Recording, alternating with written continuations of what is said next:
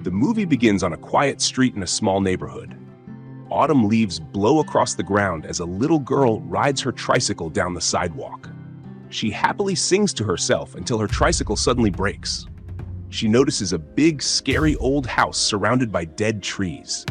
Suddenly, the front door creaks open, and from the darkness emerges an angry old man, Mr. Nevercracker. He starts shouting at the girl to get off his lawn. Panicking, the girl abandons her tricycle and runs away in fear. Mr. Nevercracker yells, "Get away from my house!" and takes the tricycle with him. Before entering, he suddenly turns around and glares angrily at DJ Walters, a boy who has been secretly spying on him and his house. DJ even takes notes about Mr. Nevercracker's strange behavior and his scary old home. That same day, DJ's parents prepare to leave town for a convention. DJ's mother warns him not to spy on his neighbors. His parents remind him that the babysitter will arrive soon and wave goodbye. Just then, DJ's best friend Chowder shows up and accidentally crashes into their car. As they play, DJ tells him that he's not going trick-or-treating this year because he's too grown up. Though he feels disappointed, Chowder doesn't complain. Instead, he decides to show off his basketball moves.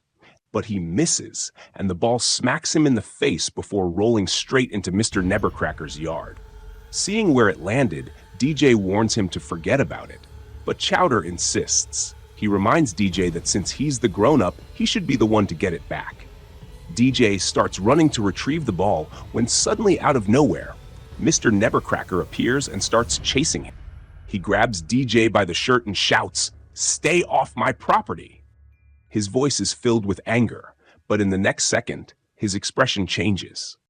The old man clutches his chest and falls to the ground.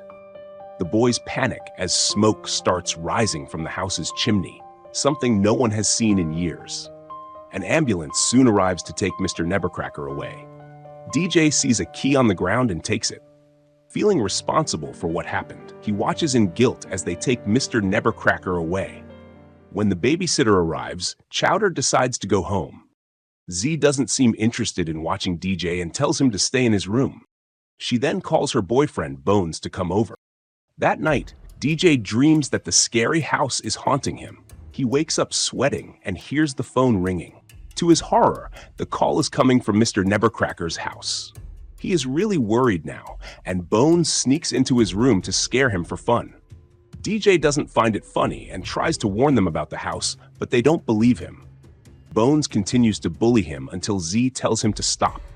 When they leave, DJ looks through his window one last time. The old house stares back. Its window shade suddenly snaps open. DJ freezes for a moment, then grabs his phone and calls Chowder. He asks him to meet at their secret meeting spot. As DJ sneaks out of his house, he hears Bones talking to Z. Bones recalls how Mr. Nevercracker once stole his favorite kite when he was 10. He also jokes that the old man ate his wife just to scare Z. Annoyed, she tells him to leave. DJ quietly slips out through the back door. Bones, drunk and irritated, stumbles toward the haunted house. He hurls his empty bottle at it, and the door suddenly creaks open. Inside, hanging in the darkness, is his awesome kite. My awesome kite. Mesmerized, he steps closer, and in an instant, the house pulls him in. Meanwhile, DJ meets Chowder at a construction site. He tells Chowder that the old man's ghost might be haunting him, but Chowder doesn't believe it. He finds a key inside the excavator, messes with it, and accidentally starts the engine. DJ urges him to focus, and the two head back to spy on the house again. Chowder still refuses to believe it's haunted and decides to sneak closer. He finds the bottle Bones threw earlier and proceeds toward the front door. As soon as he touches the doorbell, the house lights turn on. The ground shakes, and the house comes alive. It growls and lashes its carpet tongue at him. Chowder screams and starts running while DJ yells for him to get off the lawn. He jumps to the sidewalk just in time, and both boys sprint home, terrified. Morning comes, and the boys have been busy monitoring the house all night.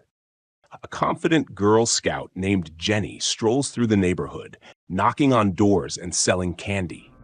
When DJ and Chowder see her heading straight toward the haunted house, they panic and sprint to stop her. Jenny is unimpressed by their warning until she turns around and sees the house itself moving. The ground trembles as the path beneath her rises, preventing her from fleeing. The front door creaks open like a hungry mouth, but DJ and Chowder manage to yank her away at the last second. The house then returns to normal right as Z steps outside, telling Chowder that his dad is looking for him. Seeing their obsession with the house, Z tries to investigate, but DJ manages to stop her. Z gives up and decides to find her boyfriend instead. DJ invites Jenny over, and Chowder tries to show off, but ends up embarrassing himself. Jenny calls her mom to report what happened, but her mom doesn't believe her. Right then, they hear a dog barking, and as he walks onto the lawn, the house instantly grabs him and swallows him whole. Shocked, Jenny decides to call the police. The two cops, Officer Landers and Officer Lister, don't believe their stories. DJ tries to prove it, but the house does not react to his provocation.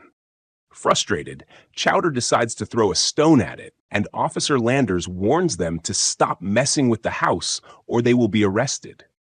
After the police are gone, the kids decide to talk to a man named Reginald Skolinski, who knows a lot about weird and spooky things. He tells them that the only way to stop the house is to destroy its heart. The kids figure out that the furnace must be the heart, so they make a plan. Chowder goes to get some cold medicine from his dad's store, and they start building a dummy. They fill it with the medicine and plan to feed it to the house, hoping it will make the house fall asleep. At first, everything goes according to plan. The house notices the dummy moving closer and prepares to swallow it whole. But before it can, flashing police lights appear. The officers have returned. Their sudden arrival ruins everything. Officer Landers, angry that the kids ignored his warnings, arrests them immediately. Before they leave, the officers decide to check the house one last time. That's when the nightmare begins. Branches twist and snatch Officer Lister off the ground. Landers rushes to call for help, but the red carpet inside stretches out like a monstrous tongue and pulls him inside. Within seconds, both men are gone. Then, the house turns toward the police car. The kids are trapped as the structure growls and rips the vehicle apart. DJ spots the broken rear window and shouts for them to jump out before it's too late. They scramble for the door, but it slams shut right before they can escape. Trapped, the kids decide to explore the house. Chowder stumbles upon a stash of explosives, while Jenny finds old photos of Mr. Nebercracker and his wife. The pictures show snapshots of a happy life before the madness began. They also notice a chandelier hanging from the ceiling that looks like an uvula. When they shoot at it, the house spits water. So far, it hasn't realized they've escaped its grasp. As they explore deeper, they fall into a room full of toys that Mr. Nebercracker took from children over the years. DJ then discovers a locked shrine dedicated to Nebercracker's wife. He uses the key he found earlier, and it fits perfectly. Inside, they uncover something horrifying: the cement-covered body of Constance, Nebercracker's late wife. DJ accidentally slips, cracking the cement, and the house suddenly becomes aware of their presence. It comes alive with fury and begins to hunt them. It lures Chowder with his basketball and catches him. The pipes corner Jenny next and capture her too. DJ races up the stairs, but nearly tumbles into the trap waiting for him. Just as the house is about to swallow them, Jenny grabs the chandelier-like uvula, forcing the house to gag and spit all of them out onto the lawn along with a bunch of other stuff. Before they can catch a break, Nebercracker returns from the hospital alive and more angry than ever. He chases the kids away, but DJ reveals that he knows about Constance. He asks Nebercracker what happened, and Nebercracker finally reveals everything. He explains that when they first met, Constance was an unwilling participant in a circus freak show. She was constantly humiliated by the audience. Nebercracker helped her escape, married her, and began constructing a house for them. One Halloween day, a group of children began harassing the house. Constance hated it because it reminded her of her traumatic past. Nebercracker promised her that he wouldn't let anything happen to her. But when the kids decided to throw eggs at her, she lost her calm. In the chaos, she accidentally fell into the basement, where she was suffocated by a concrete mixer. Ever since that day, the house has attacked anyone who comes near it, and Nebercracker has had to pretend to be aggressive toward others for their own safety. He tells DJ to go away, but DJ insists that they must put Constance to rest.